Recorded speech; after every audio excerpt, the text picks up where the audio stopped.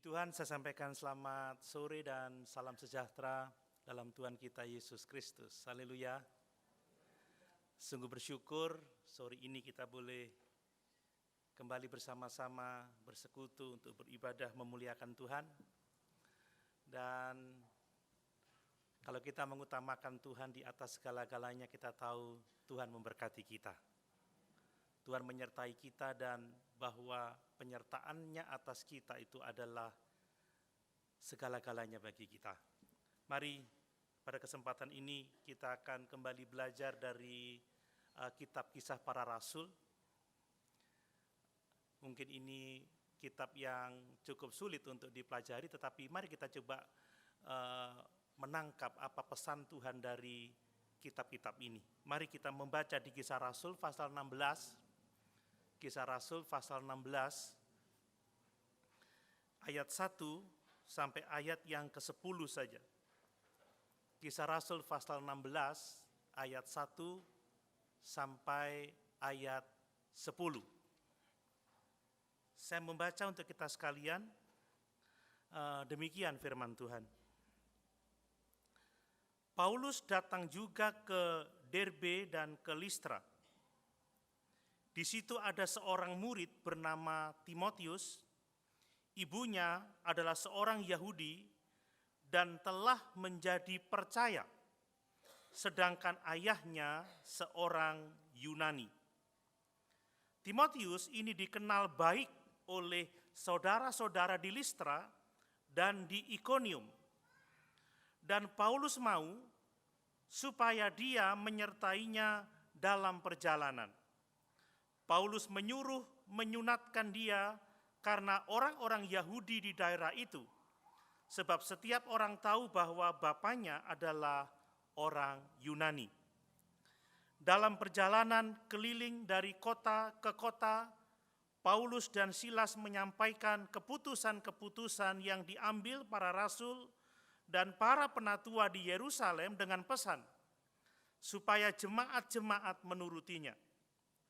Demikianlah jemaat-jemaat diteguhkan dalam iman dan makin lama makin bertambah besar jumlahnya. Mereka melintasi tanah Frigia dan tanah Galatia, karena Roh Kudus mencegah mereka untuk memberitakan Injil di Asia. Dan setibanya di Misia, mereka mencoba masuk ke daerah Bitinia, tetapi Roh Yesus tidak mengizinkan mereka. Setelah melintasi Misia, mereka sampai di Troas.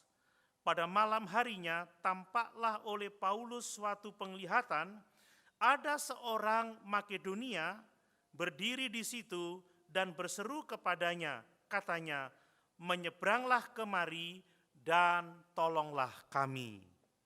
Setelah Paulus melihat penglihatan itu, segeralah kami mencari kesempatan untuk berangkat ke Makedonia, karena dari penglihatan itu kami menarik kesimpulan bahwa Allah telah memanggil kami untuk memberitakan Injil kepada orang-orang di sana. Haleluya. Puji Tuhan, silakan duduk.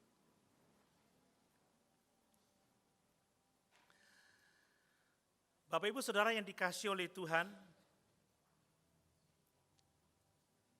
tentunya kita semua percaya bahwa Alkitab itu adalah firman Allah.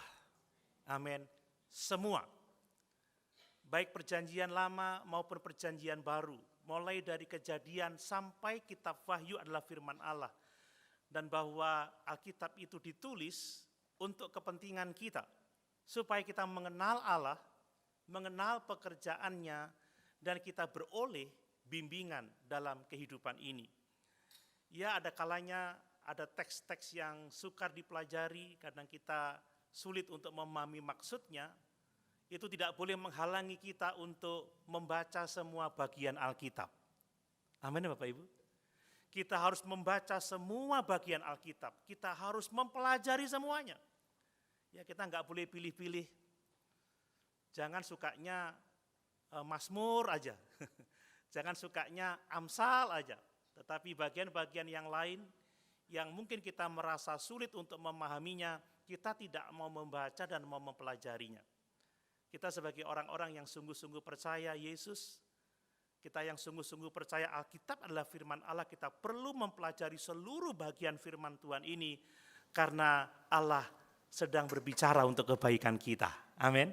Nah, kalau kita mengingat pelajaran kita dari Kisah Para Rasul ya, saya sudah mengkhotbahkan mulai pasal 1 dan kita tiba pada pasal yang ke-16. Saya mau mengingatkan bahwa salah satu pengajaran penting dari kitab Kisah Para Rasul adalah bagaimana Allah itu memegang kendali dalam setiap pelayanan pekerjaan Tuhan. Amin. Dan tidak hanya Allah memegang kendali dalam setiap pelayanan pekerjaan Tuhan, tetapi Allah juga memegang kendali atas setiap kehidupan kita. Kita melihat dengan jelas bagaimana peran Roh Kudus dalam pelayanan pekerjaan Tuhan. Kita melihat dengan jelas bagaimana peran Roh Kudus dalam pelayanan pemberitaan Injil, dalam pelayanan perluasan gereja dari Yerusalem ke Yudea, ke daerah Samaria, bahkan sampai ke ujung bumi. Dan kita juga melihat bahwa Allah berperan aktif dalam kehidupan kita, menolong kita dari seorang yang tidak percaya menjadi seorang pengikut Kristus sejati. Jadi Bapak Ibu, kita tidak dapat dilepaskan dari pimpinan Tuhan dalam kehidupan kita. Bahwa rohlah yang memimpin kita. Rohlah yang menuntun kita untuk kita dapat sampai kepada rencana Allah yang besar dalam setiap kehidupan kita. Nah, kalau kita mengingat di bagian-bagian awal kitab Kisah Para Rasul, ya, Roh Kuduslah yang berinisiatif dalam pelayanan pemberitaan Injil. Dia yang menggerakkan para rasul, dia yang mengutus para penginjil, dia juga yang memberi kuasa, yang memberi kemampuan, yang memberdayakan para rasul, para pemberita Injil untuk dapat menyampaikan berita keselamatan itu. Tuhanlah yang membuka kesempatan untuk mereka memberitakan Injil ke daerah-daerah yang dikehendaki oleh Tuhan, sehingga Injil meluas dari Yerusalem ke Yudea, ke Samaria, dan sampai ke ujung bumi. Kita juga melihat bahwa bagian dari para rasul, bagian dari para pelayan Tuhan, bagian dari para pemberita Injil adalah peka dan taat kepada pimpinan Roh Kudus. Bapak Ibu, kalau kita mau menjadi gereja yang bertumbuh ke arah Kristus, kita semua harus peka terhadap pimpinan Roh Kudus dalam kehidupan kita. Kalau kita peka dan mau dipimpin oleh Roh Kudus, kita akan bertumbuh secara rohani seperti yang dikehendaki Tuhan. Dengan melihat peran Roh Kudus yang berat, yang besar dalam kehidupan gereja mula-mula, kita bisa melihat bahwa gereja tidak boleh dikelola menurut kehendak manusia. Amin. Gereja harus dikelola menurut kehendak Tuhan. Gereja tidak boleh diatur menurut keinginan manusia. Gereja harus diatur menurut keinginan Tuhan melalui firman dan pimpinan Roh Kudus. Demikian juga dengan kehidupan kita. Kita tidak boleh menjalani hidup ini sesuai dengan keinginan kita, mengatur hidup kita sesuai dengan keinginan kita. Kita harus mengatur hidup kita sesuai dengan pimpinan Roh Kudus. Malam hari ini kita akan belajar tentang Roh Kudus yang berdaulat. Tidak hanya berdaulat dalam pekerjaan Tuhan, tidak hanya berdaulat dalam pelayanan pemberitaan Injil, dalam pelayanan perluasan gereja, tetapi juga bagaimana Tuhan itu berdaulat atas setiap kehidupan kita yang percaya kepadanya. Mari kita lihat, Bapak Ibu, teks yang kita baca menyatakan kepada kita bagaimana Rasul Paulus dalam pimpinan Roh Kudus mengambil keputusan untuk melayani Tuhan dalam perjalanan misinya yang kedua. Dan dalam perjalanan misinya yang kedua itu, Tuhan mempertemukan dia dengan Timotius, ya, seorang yang masih muda. Ya, kemungkinan usianya masih belasan tahun, ya, akhir dari usia remaja dan mendekati usia 20 tahunan, Bapak Ibu, ya. Dan Tuhan mempertemukan Paulus dengan Timotius dan menjadikan mereka satu tim dalam pelayanan pemberitaan firman. Kemudian juga bagaimana Tuhan menuntun Paulus dan Silas dan Timotius sehingga mereka dapat memberitakan Injil sampai ke Eropa. Dan ini menggenapi rencana Allah bahwa Tuhan mau menjangkau jiwa-jiwa mulai dari Yerusalem, dari Yudea, dari Samaria sampai ke ujung bumi. Malam hari ini saya mau menegaskan, karena Roh Kudus itu berdaulat atas kehidupan kita, karena Roh Kudus itu berdaulat atas pekerjaannya, maka kita harus mengikut Tuhan. Maka kita harus melayani Tuhan dalam pimpinan Roh Kudus. Amin. Kita tidak boleh hidup menurut keinginan kita sendiri. Kita enggak boleh melayani menurut maunya kita sendiri. Kita harus hidup menurut pimpinan Tuhan, melayani menurut pimpinan Tuhan, sebab dialah yang berdaulat atas hidup kita, dialah yang berdaulat atas pelayanan kita. Mari setidaknya ada 4 pelajaran yang saya mau sampaikan pada kesempatan ini. Bapak Ibu Saudara yang dikasihi oleh Tuhan, perhatikan yang pertama, Roh Kudus itulah yang berdaulat menuntun kita ya, untuk bertemu dengan orang-orang yang tepat, orang-orang yang cocok, orang-orang yang sesuai untuk kita dapat melayani Tuhan bersama-sama. Bapak Ibu mau melayani Tuhan? Sungguh? Loh, amin. Ingat bahwa ciri atau tanda seorang yang dipimpin Roh Kudus adalah melayani Tuhan. Di dalam Kisah Rasul pasal 1 ayat yang ke-8 kita membaca ya bahwa Roh Kudus akan turun ke atas kamu dan kamu akan menerima kuasa sehingga kamu dapat menjadi saksiku, dapat melayani Tuhan, dapat memberitakan Injil, dapat memberitakan firman di Yerusalem, di Yudea, di Samaria dan sampai ke ujung bumi. Nah, Roh Kudus dia mempertemukan kita dengan orang-orang untuk kita bisa melayani bersama-sama. Dan saya yakin kalau kita berkumpul saat ini, Tuhanlah yang mempertemukan kita untuk kita melayani Tuhan bersama-sama. Kok sepi ya? Atau karena hujan ya? Bapak Ibu yakin Tuhan mempertemukan kita untuk melayani Dia? Amin. Ini panggilan kita, orang-orang yang percaya. Orang-orang yang telah dibaptis dengan Roh Kudus. Orang-orang yang telah menerima karunia Roh Kudus. Orang-orang yang dipimpin dengan Roh Kudus. Kita membaca di dalam ayat 1 dan ayat 2, ayat yang ke-10. Bagaimana Roh Kuduslah yang membangun tim pelayanan. Paulus, Silas, dan kemudian Allah menambahkan Timotius di dalam tim itu, saudara. Kita membaca bagaimana Paulus dia pergi ke Derbe, pergi ke Listra, saudara. Dan Tuhan mempertemukan dia dengan Timotius. Ini adalah pekerjaan Tuhan. Ini adalah pekerjaan Roh Kudus. Kalau saya pikir-pikir ya, Rasul Paulus pergi ke Listra lagi itu sesuatu hal yang luar biasa. Kenapa luar biasa? Kalau menurut pemikiran saya, itu nekat, saudara ya. Kenapa nekat? Karena Listra adalah tempat di mana Paulus pernah dilempari dengan batu. Dilempari dengan batu. Listra tempat dia sempat mati ya. Kalau tidak mau dikatakan mati suri, tetapi saya pikir dia sempat mati atau pingsan atau bagaimana ya. Dia dibuang ke tempat sampah dan akhirnya dia dihidupkan kembali oleh Tuhan.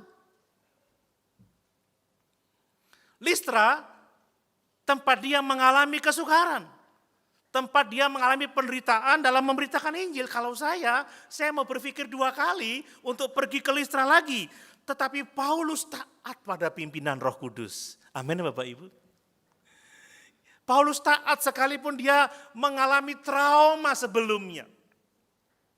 Ya seringkali kita ini tidak taat pada pimpinan Roh Kudus karena kita mengalami trauma yang sebelumnya.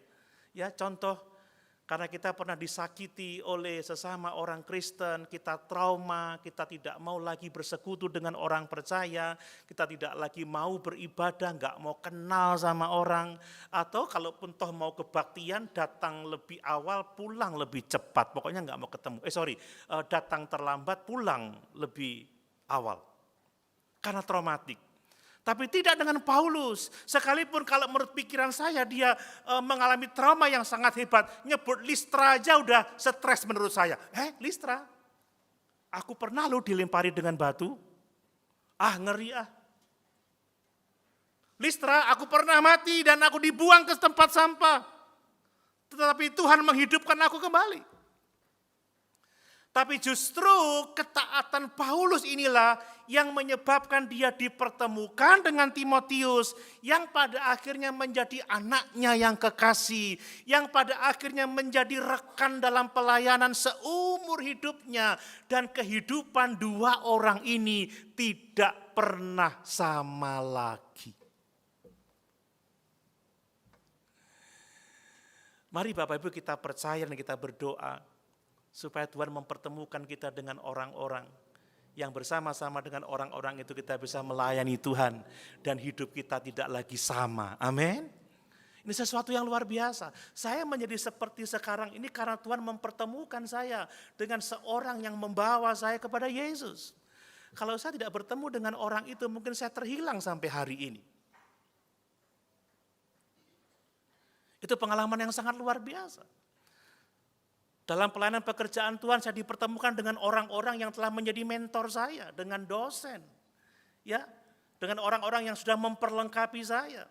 Saya bertemu dengan orang-orang yang telah menginspirasi saya dan menguatkan saya dalam pelayanan pekerjaan Tuhan. Ini adalah bagian dari pimpinan Roh Kudus atas kehidupan kita. Makanya mari kita bersyukur dan mari kita peka bahwa kalau Tuhan mempertemukan kita dengan orang-orang yang mengasihi kita, yang mau menasihati kita, yang mau mengajak kita untuk semakin hari semakin dekat dan melayani Tuhan, itu adalah pimpinan Tuhan dalam kehidupan kita. Dan saya rindu bahwa kita menghargai persekutuan kita sebagai rencana Allah yang indah dalam kehidupan kita.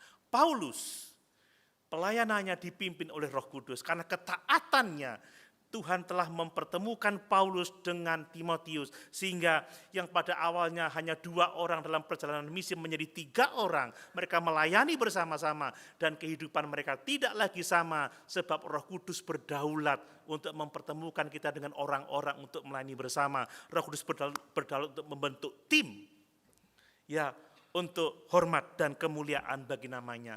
Nah, ngomong-ngomong tentang Timotius, siapa sih Timotius itu? Kita membaca tadi bahwa Timotius adalah seorang campuran Yahudi dan Yunani. Bapaknya Yunani, ibunya Yahudi. Ya, ibu Timotius namanya Eunike, neneknya Lois. Mereka adalah orang-orang Yahudi yang telah menjadi percaya karena pemberitaan Injil Yesus Kristus yang pertama oleh Rasul Paulus. Ya. Nah, meskipun ayah dari Timotius ini adalah seorang Yunani, orang yang belum percaya kepada Yesus, tetapi nenek dan ibu dari Timotius ini, mereka mengajarkan iman kepada anaknya Timotius. Bapak Ibu, kita melihat bahwa di dalam 2 Timotius pasal 3 ayat yang ke-15, coba kita lihat ayat itu. 2 Timotius 3 ayat yang ke-15. 2 Timotius 3 ayat yang ke-15. Ya, demikian firman Tuhan. Ingatlah juga bahwa dari kecil engkau sudah mengenal kitab suci yang dapat memberi hikmat kepadamu dan menuntun engkau kepada keselamatan oleh iman kepada Kristus Yesus. Dari sejak kecil, mama dan nenek dari Timotius ini mengajarkan firman Tuhan kepadanya. Dan buahnya apa Bapak Ibu? Timotius dikenal sebagai murid yang baik. Dikenal sebagai pengikut Kristus yang sejati. Perhatikan Bapak Ibu, betapa pentingnya mengajarkan kitab suci kepada anak-anak kita. Betapa pentingnya bagi kita untuk belajar firman Tuhan. Dan saya juga menyadari betapa pentingnya saya mengkhotbahkan firman Tuhan. Saya tidak pilih-pilih teks, saya tidak pilih-pilih ayat yang enak, yang gampang, yang menyenangkan telinga. Saya mau mengajarkan semuanya. Kalau Tuhan memberi saya umur panjang, saya ingin saya sudah mengkhotbahkan dari kitab Kejadian sampai kitab Wahyu. Karena kitab sucilah yang menuntun kita kepada keselamatan oleh iman di dalam Tuhan dan Juru Selamat kita Yesus Kristus. Amin. Makanya kenapa saya tidak membuang-buang waktu khotbah saya dengan kesaksian, dengan cerita-cerita yang lain. Kenapa saya menjabarkan Alkitab, menjabarkan firman Tuhan. Karena kitab sucilah saudara, yang memberi hikmat kepada kita. Yang menuntun kita kepada keselamatan oleh iman kepada Kristus Yesus. Dan ayat yang ke-16 dari 2 Timotius 3 tadi dikatakan seperti ini. Segala tulisan, perhatikan, segala tulisan yang diilhamkan Allah, segala dari Kejadian sampai kitab Wahyu, bermanfaat untuk mengajar, bukan bagian-bagian tertentu saja. Bermanfaat untuk menyatakan kesalahan kita. Bermanfaat untuk memperbaiki kelakuan kita dan mendidik orang di dalam kebenaran. Ayat 17 mengatakan apa? Dengan demikian tiap-tiap manusia kepunyaan Allah diperlengkapi untuk setiap perbuatan baik. Jadi kalau anak-anak kita dididik dalam pengajaran firman, mereka bertekun membaca Alkitab saudara, tidak pilih-pilih. Dan kalau kita bertumbuh dalam pengajaran firman Tuhan dikatakan kita akan dibentuk oleh Tuhan, kita akan diajar, kita akan dikoreksi, kita akan diperbaiki, kita akan dididik dalam kebenaran dan kita siap untuk melakukan setiap pekerjaan baik. Saya ini seperti saya pernah sampaikan, Kristen sejak lahir karena lahir di keluarga Kristen, tapi tidak punya disiplin rohani untuk membaca Alkitab. Tidak punya disiplin rohani untuk berdoa, tidak punya disiplin rohani untuk ibadah, untuk pelayanan. Akhirnya ya masa remaja saya terbuang sia-sia dalam kehidupan yang tidak berkenan dan tidak memuliakan Tuhan. Tetapi saat Tuhan mempertemukan saya dengan seorang yang membawa saya kepada Yesus, hidup saya diubahkan. Dan saya bertumbuh di dalam pengenalan akan kitab suci, saya belajar teologi. Ya tidak hanya cukup di strata 1, strata 2, strata 3, dan sampai sekarang saya tidak pernah berhenti belajar, saya terus membaca Alkitab, saya mengajarkan Alkitab, dan itu telah merubah kehidupan saya. Saya bukan orang yang sempurna, tetapi saya menyadari saya jauh berbeda dari siapa saya sebelum saya mengenal Tuhan, sebelum saya bertumbuh dalam kebenaran firman Allah. Mari Bapak Ibu, dari Timotius, dia seorang murid yang baik, dikenal baik, seorang murid sejati. Karena apa? Sejak kecil dia mengenal kitab suci. Kita akan menjadi seorang Kristen yang tulen, seorang Kristen yang baik kalau mau diajar dalam kebenaran firman Tuhan. Kalau mau dididik di dalam kebenaran firman Allah. Ya, dulu saya masih ingat kalau saya pertama-tama khotbah 1 pasal, banyak yang mengeluh. Cik panjangnya rek. Pernah saya membaca 2 pasal sampai 40 ayat, panjang. Bapak Ibu, kalau di rumah baca Alkitab paling banyak berapa ayat? 1 ayat. Irit banget. Berapa? Samping saya bilang 1 pasal. Ada yang bilang 3 pasal. Kalau Bapak Ibu membaca 5 pasal setiap hari 1 tahun selesai loh baca Alkitab kita itu.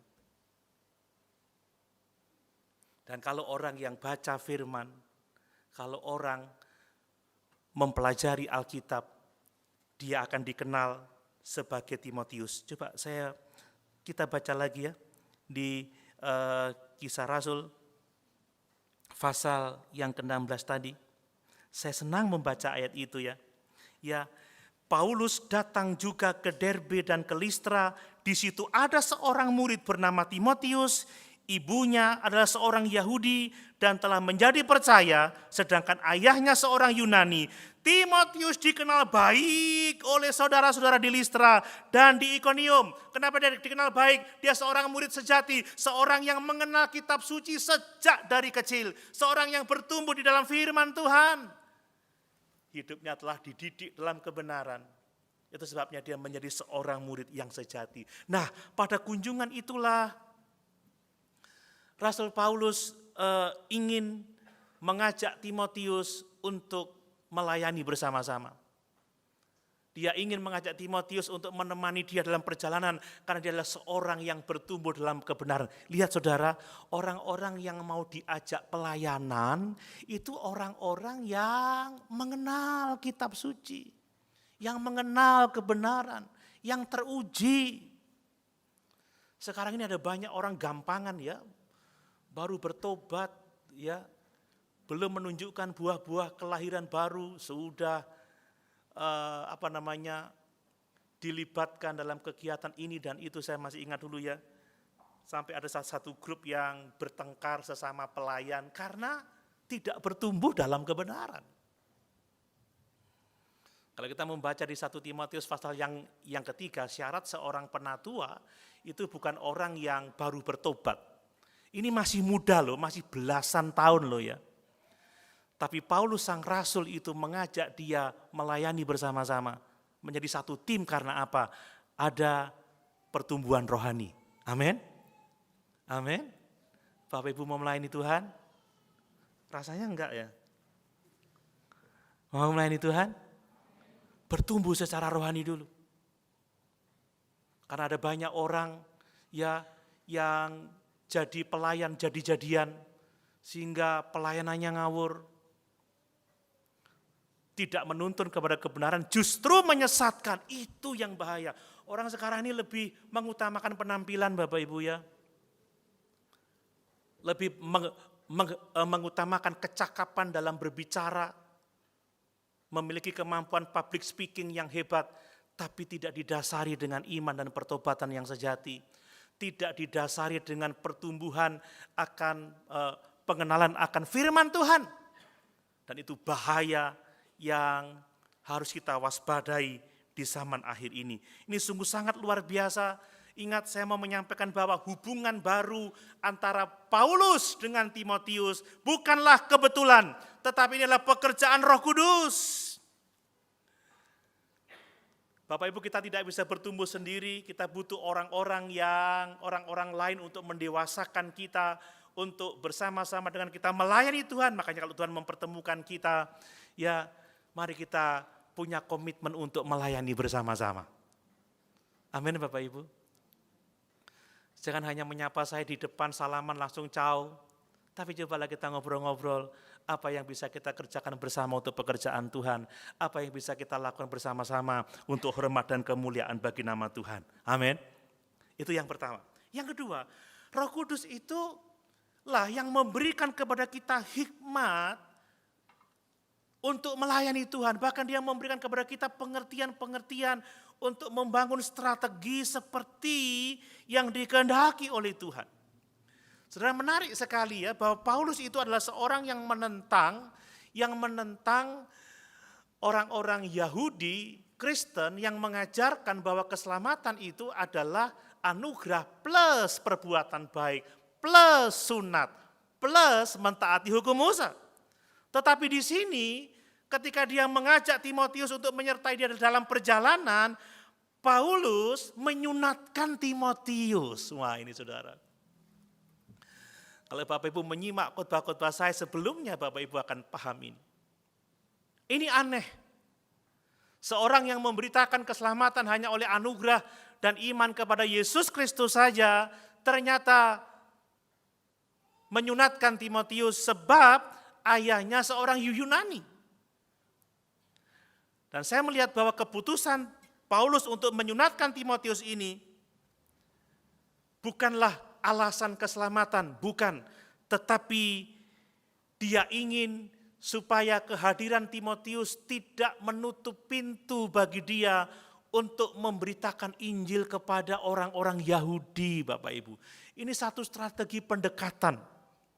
Ya, orang Yahudi tidak akan bisa menerima orang-orang yang tidak disunat, apalagi tahu bahwa Timotius ini papanya Yunani, kemudian mamanya Yahudi.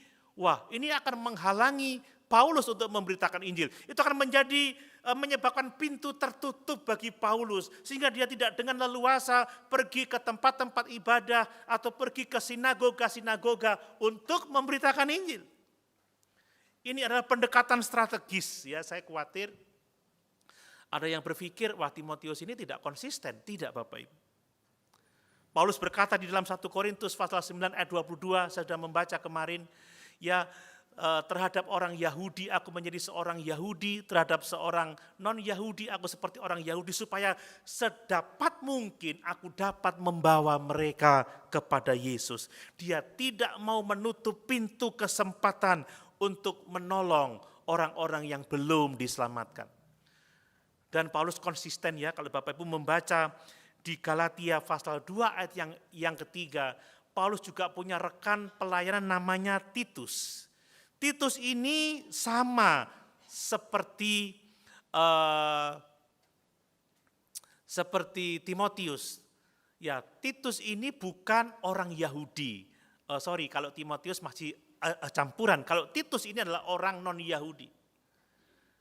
Nah, terhadap Titus, Rasul Paulus tidak memaksa dia atau tidak memerintahkan dia untuk disunat, karena memang konteks pelayanannya kepada orang-orang non-Yahudi.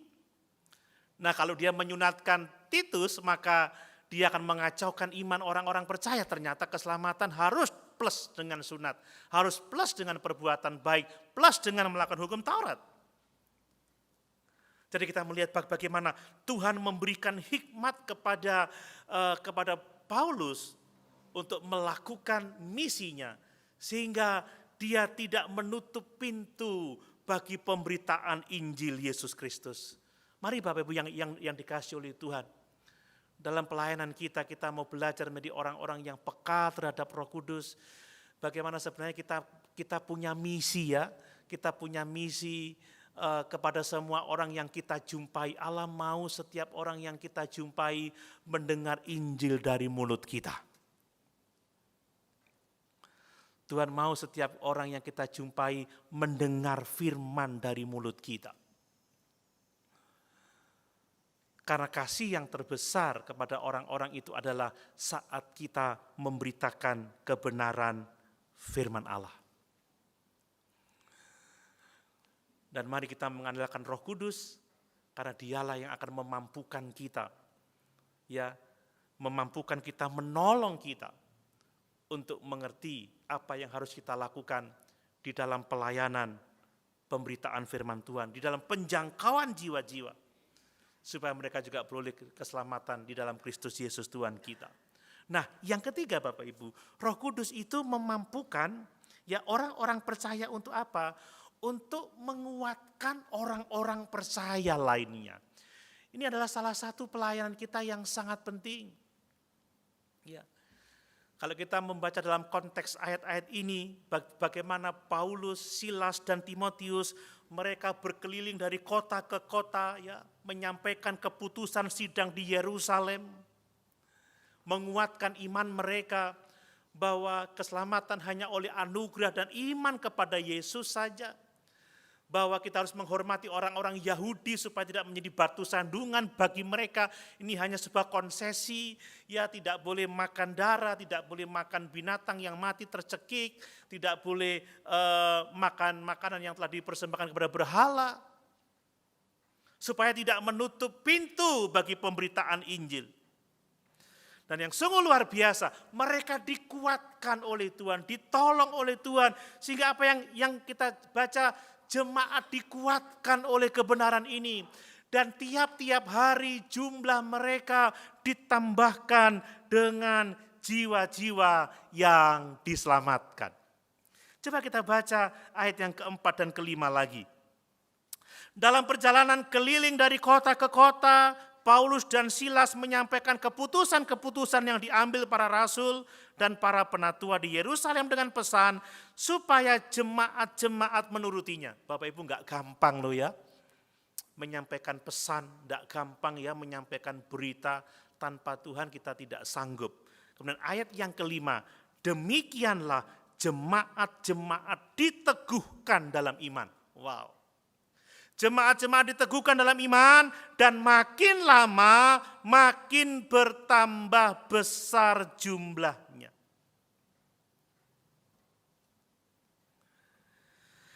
Saya berdoa supaya melalui pelayanan saya, jemaat-jemaat diteguhkan imannya. Saya rindu ada pertambahan jiwa-jiwa. Ya, bukan jiwa-jiwa yang ditarik dari gereja lain, bukan. Tetapi jiwa-jiwa yang dimenangkan oleh karena pelayanan kita. Amin Bapak Ibu. Kalau Bapak Ibu sungguh penuh Roh Kudus, Bapak Ibu akan melayani bersama-sama dengan orang percaya lain. Ya, Bapak Ibu akan dimampukan dengan cara-cara Allah untuk menjangkau jiwa. Dan Bapak Ibu akan dimampukan untuk menjangkau jiwa-jiwa. Ya, yang saya rindukan adalah bahwa apa yang saya sampaikan, firman Allah yang saya ajarkan menguatkan iman jemaat, itu yang saya rindukan. Dan kalau jemaat kuat imannya, buktinya itu pelayanan Bapak Ibu. Amin. Buktinya itu pelayanan. Pelayanan itu adalah menceritakan Yesus. Mengabarkan Injil Kerajaan Allah, mengabarkan Injil keselamatan di dalam Yesus Kristus Tuhan kita.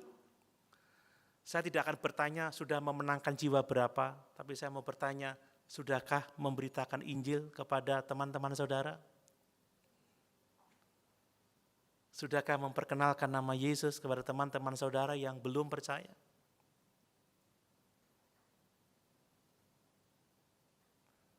Bapak Ibu, beban itu ada di pundak kita masing-masing. Amin. Amin. Ya, tugas para penatua, tugas para pelayan, kalau mau saya katakan tugas para pendeta adalah berusaha untuk meneguhkan iman jemaat, memperkuat iman jemaat, menolong jemaat untuk memahami Injil dengan benar, memahami Injil secara jelas, bahwa keselamatan sepenuhnya adalah anugerah dan oleh iman kepada Yesus saja.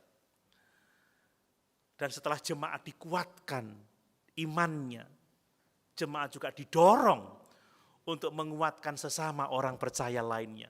Dimulai dari menguatkan anggota keluarga kita. Adakah anggota keluarga kita yang tidak setia kepada Tuhan? Yang ogah-ogahan untuk berdoa, yang malas membaca Alkitab, yang tidak ada kerinduan untuk beribadah. Apakah kita melakukan itu? Atau apakah kita melakukan pembiaran begitu saja? Ingat bahwa Tuhan mengaruniakan Roh Kudus kepada kita untuk memampukan kita melayani sesama kita. Amin. Saya rindu kita tidak hanya menjadi orang-orang yang puas diselamatkan, tetapi kita tidak mau menerima panggilan Tuhan dalam kehidupan kita. Yang keempat, yang terakhir Bapak Ibu, bahwa Roh Kudus itulah yang memimpin orang-orang percaya untuk apa? Untuk mendapatkan kesempatan-kesempatan yang tepat untuk melayani Tuhan. Saya masih ingat dulu ya, ada seorang pendeta yang mendorong saya untuk selalu berdoa setiap hari, setiap pagi. Berdoa apa? Tuhan, bukalah kesempatan bagi saya untuk melayani Engkau. Buka kesempatan bagi saya dan pertemukan saya dengan orang-orang yang siap untuk mendengarkan Injil Yesus Kristus. Nah, setiap hari saya berdoa supaya Tuhan, tatkala saya memberitakan firman seperti ini, Tuhan membukakan hati jemaat, supaya melalui pemberitaan firman Tuhan ini bertumbuh iman, bertumbuh kasih dan pengharapan yang semakin teguh kepada Tuhan. Perhatikan Bapak Ibu, bagaimana Tuhan itu membuka kesempatan bagi Paulus untuk ke Listra, untuk ke Derbe, dan sampai ke Eropa. Tetapi ada hal-hal unik yang saya mau sampaikan sekarang, saudara. Perhatikan bahwa kesempatan melayani itu bukan untuk orang-orang yang berdiam diri, bukan untuk orang-orang yang tidak melakukan apa-apa. Kalau Bapak Ibu tidak punya aktivitas untuk melayani, tidak punya keinginan untuk bertindak ya, kita berdiam diri, kita enggak mencari jiwa, kita enggak mencari kesempatan untuk memenangkan jiwa, untuk menjangkau dengan Injil, Tuhan tidak akan pernah membuka kesempatan bagi kita. Kesempatan adalah bagi orang-orang yang mau bekerja untuk Tuhan. Kesempatan bagi orang-orang yang mau melayani Tuhan. Penglihatan yang dialami oleh Paulus tentang orang-orang Makedonia, seorang Makedonia yang berseru, datanglah kemari, tolonglah kami. Itu adalah penglihatan bagi Paulus yang giat melayani Tuhan. Jadi panggilan dari Makedonia ini itu berbicara mengenai bagaimana Tuhan mengarahkan pelayanan kita. Bagaimana Tuhan menuntun kita kepada satu kesempatan demi kesempatan untuk kita menjadi alat di tangan Tuhan untuk kemuliaannya.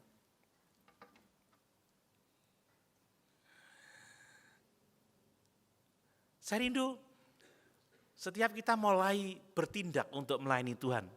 Paling tidak sudah mulai berdoa, Tuhan buka kesempatan bagi saya untuk melayani Tuhan. Mulai ambil tindakan, mulai jangkau jiwa, mulai menguatkan iman yang lain. Mulai menyaksikan Yesus, mulai Bapak Ibu. Kalau tidak mulai kita tidak akan pernah melangkah, dan sesudah kita melangkah, Tuhan akan membuka kesempatan demi kesempatan untuk kita. Ya. Sekali lagi pelayanan adalah memberitakan Injil Yesus Kristus. Dan yang menarik sekali saudara, bahwa untuk kita menerima satu kesempatan, seringkali Tuhan itu menutup kesempatan yang lain. Ya, dia ingin ke Asia, tetapi Roh Kudus mencegahnya. Dia ingin ke Bitinia, tetapi Roh Yesus Kristus mencegahnya.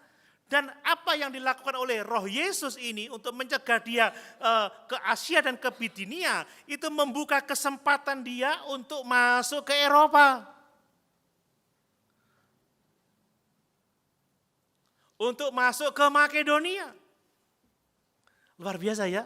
Jadi kadang-kadang kalau satu kesempatan tertutup, satu jalan tertutup, tidak berarti kita tidak punya harapan. Karena Tuhan mempersiapkan kita untuk jalan yang lain. Tuhan mempersiapkan kita untuk kesempatan yang lain. Ketika Tuhan melarang kita untuk menuju tempat yang kita inginkan, Tuhan sudah punya rencana bagi kita untuk ke tempat-tempat yang lain. Tidak berarti bahwa orang-orang di Asia tidak membutuhkan Injil, tidak. Tidak berarti bahwa orang-orang di Bitinia tidak membutuhkan Injil, tidak. Tetapi belum saatnya. Tuhan memprioritaskan Eropa dulu. Tuhan memprioritaskan Makedonia dulu. Kalau Bapak Ibu membaca di pasal 18, ya, kita melihat bahwa Asia dijangkau oleh firman. Bitinia dijangkau oleh Injil. Ini juga berlaku dalam kehidupan kita sehari-hari. Kalau ada satu kesempatan yang ditutup oleh Tuhan, Bapak Ibu tidak perlu kecewa, karena Tuhan akan membawa kita kepada kesempatan yang lain. Amin. Amin. Ya, kalau yang muda-muda ditolak oleh satu Arjuna, ya ada Arjuna yang lain. Kalau engkau menginginkan satu Sinta dan Tuhan tidak mengizinkan, ada Sinta-Sinta yang lain, tapi bukan Sinta Indonesia ya. Ini Sinta kerajaan Amarta ini, bukan Indonesia. Mungkin saudara ingin pekerjaan ini tetapi saudara tidak mendapatkannya, jangan takut, jangan kecewa. Tuhan punya pekerjaan yang lain untuk kita. Amin. Kalau pelayanan satu ditutup, enggak usah kecewa. Tuhan membuka pelayanan yang lain. Kalau kita sungguh-sungguh melayani Tuhan, Tuhan akan menuntun kita, Tuhan akan memberi kesempatan, dan kadang kesempatan datang dengan cara Tuhan menutup kesempatan yang lain. Ini sesuatu yang unik Bapak Ibu ya. Ini sesuatu yang unik yang perlu kita pahami. Dan kita melihat bahwa seringkali kesempatan-kesempatan yang Tuhan buka kepada kita itu sifatnya tidak langsung gamblang, terang benderang, tetapi seringkali itu adalah proses ya. Saya yakin kalau Paulus kita tanya, Paulus kalau Tuhan melarang engkau ke Asia, melarang engkau ke Bitinia, lalu engkau mau kemana? Mungkin dia jawab, aku juga enggak tahu. Sampai ada penglihatan Bapak Ibu ya. Kita baca ayat yang ke-10. Ayat yang ke-9. Pada malam harinya tampaklah oleh Paulus suatu penglihatan. Ada seorang Makedonia berdiri di situ dan berseru kepadanya katanya, menyeberanglah kemari dan tolonglah kami. Setelah Paulus melihat penglihatan itu, segeralah kami mencari kesempatan untuk berangkat ke Makedonia. Karena dari penglihatan itu kami menarik kesimpulan bahwa Allah telah memanggil kami untuk memberitakan Injil kepada orang-orang di sana. Coba lihat, ketika Allah menutup satu kesempatan, Tuhan membuka kesempatan yang lain. Tuhan memberikan satu penglihatan, ada seorang dari Makedonia. Seorang ini laki-laki ya, kalau saya membaca di terjemahan bahasa Inggris, itu menggunakan kata man ya, a man from Macedonia. Ini seorang laki-laki. Bapak Ibu, saya mengatakan ini karena ada kaitannya dengan poin berikutnya. Tetapi yang jelas seringkali Tuhan itu menuntun langkah demi langkah. Kalau Tuhan menutup langkah sekarang, sabar sampai Tuhan menunjukkan langkah berikutnya. Amin. Kalau Tuhan sudah memberikan langkah berikutnya, sabar sampai kita melihat apa maunya Tuhan. Dan kadang kita juga perlu memutuskan apa yang dikehendaki Tuhan dalam kehidupan kita melalui pewahyuan yang dinyatakan kepada kita. Dikatakan setelah mereka memutuskan ya, menarik kesimpulan bahwa Allah telah memanggil mereka ke Makedonia, maka mereka segera bertindak dan memberitakan Injil di sana. Dan yang menarik lagi tentang kesempatan ini, ternyata tidak semua kesempatan atau visi yang Tuhan berikan kepada kita itu sesuai dengan kenyataannya. Nah, ini menarik sekali. Bapak Ibu ya, kadang-kadang Tuhan memberikan visi kepada kita tentang satu pelayanan. Setelah kita mendapatinya ternyata tidak sesuai dengan apa yang kita lihat. Itu juga salah satu cara kerja Tuhan. Tadi saya katakan bahwa penglihatan Paulus adalah seorang laki-laki, seorang pria dari Makedonia yang berkata, menyeberanglah kemari dan tolonglah kami. Tetapi apa yang terjadi setelah mereka menyeberang ke Makedonia, setelah mereka tiba di Filipi, ternyata yang ditemui bukan seorang pria, tetapi sekumpulan wanita, Bapak Ibu. Dan salah seorang wanita petobat pertama yang dimenangkan Tuhan melalui pelayanan Paulus adalah Lydia. Jadi yang dilihat pria, tetapi yang dijumpai sekumpulan wanita. Dan wanita berikutnya adalah seorang perempuan petenung. Ya, seorang yang akhirnya diselamatkan, tetapi membawa dampak yang sangat luar biasa kepada Paulus karena akhirnya Paulus dicambuk karena pelayanannya itu. Bukan satu awal yang baik mungkin, ya menurut ukuran manusia, tetapi justru dengan penyelamatan seorang hamba perempuan yang mempunyai roh tenung itu, Injil diberitakan sampai ke Eropa. Injil tiba sampai ke ujung bumi. Dan ini sungguh sangat luar biasa. Dan yang terakhir yang mau saya sampaikan adalah bahwa pertolongan yang terbaik, pertolongan yang terutama bagi orang-orang yang membutuhkan pertolongan adalah Injil Yesus Kristus. Amin. Amin Bapak Ibu. Ketika Paulus melihat satu penglihatan, ya ada seorang yang yang berteriak, "Menyeberanglah kemari dan tolonglah kami." Apa yang Paulus lakukan untuk menolong orang-orang yang ada di Filipi, yang ada di Eropa? Paulus memberitakan Injil Yesus Kristus. Ya, kita membaca di ayat-ayat yang selanjutnya, kisah kepala penjara di Filipi itu, ketika Paulus dan Silas dia masuk di penjara, kemudian datanglah gempa bumi pada waktu malam, semua sendi-sendi penjara goyah, pintu-pintu terbuka. Ya, kemudian kepala penjara itu hendak membunuh dirinya, tetapi apa kata Paulus? "Tuhan, jangan bunuh diri, kami semua ada di sini. Tidak ada seorang pun yang meninggalkan penjara ini." Lalu dia berkata kepada Paulus, "Apa yang harus kami perbuat?" Apa jawab Paulus? "Percayalah kepada Yesus Kristus, maka kamu akan selamat, kamu dan seisi keluargamu." Amin. Pertolongan terbesar, pertolongan terutama yang dapat kita berikan kepada orang-orang yang membutuhkan pertolongan adalah Injil Yesus Kristus. Amin, Bapak Ibu. Ya, orang butuh makan, orang butuh minum, orang butuh uang. Tetapi makanan, minuman yang kita berikan, uang yang kita berikan tidak membawa orang kepada kehidupan kekal. Hanya Injil yang membawa kita kepada kehidupan kekal. Saat ini saya tidak memberikan makanan, minuman kepada Bapak Ibu Saudara. Saya juga enggak bagi-bagi uang, karena uang saya enggak cukup. Enggak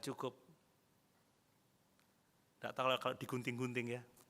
Tapi saya membagikan firman dan itu berdampak pada keselamatan jiwa kita. Amin. Bapak Ibu, kalau mau menjadi berkat bagi orang lain, memang kita perlu juga menolong kebutuhan fisik, kebutuhan fisiologis orang lain. Tetapi kalau Bapak Ibu mau menolong orang-orang di sekitar saudara yang membutuhkan pertolongan, selain Bapak Ibu memberikan barang-barang, yang terutama adalah beritakan Injil Yesus Kristus. Kalau Bapak Ibu mengasihi anak-anak Bapak Ibu Saudara, jangan hanya berikan makanan minuman yang terbaik, jangan berikan hanya pendidikan yang terbaik atau apapun itu, tapi berikan Injil Yesus Kristus. Seperti ketika Eunike dan Lois, dia memberikan hal yang terbaik bagi anak dan cucunya Timotius. Sejak kecil mereka memberitakan firman. Sejak kecil mereka memberitakan Injil Yesus Kristus. Dan karena itu dia menjadi seorang murid yang sejati, yang dikenal baik. Dan pada akhirnya menjadi seorang pemberita firman, pemberita Injil bersama dengan Rasul Paulus, bersama dengan Silas. Dan melalui pelayanannya ada banyak jiwa dijangkau, ada banyak jiwa dimenangkan. Dan dengan demikian nama Tuhan dipuji dan dipermuliakan. Mari kita mau menjadi orang-orang yang taat pada pimpinan Roh Kudus, sebab Dia yang berdaulat atas kehidupan kita, Dia yang berdaulat atas pekerjaannya.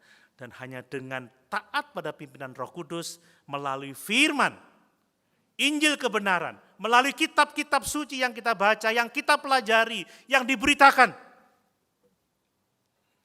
kita menjadi orang-orang yang diperlengkapi untuk setiap pekerjaan baik. Tuhan memberkati kita semua. Mari sama-sama kita berdiri.